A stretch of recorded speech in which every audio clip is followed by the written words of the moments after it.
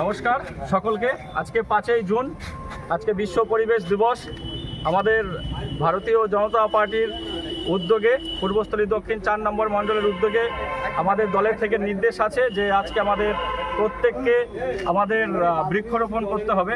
মানে গাছ আমাদের জীবন দান করে, তো সেই উপলক্ষে আমাদের পার্টির নির্দেশে আমরা আজকে আমাদের রসত্র অঞ্চলের পথের সামনে আমরা বৃক্ষরোপণ করছি। আমরা মণ্ডলের সকল কার্যকর্তা মিলে একত্রিত হয়ে।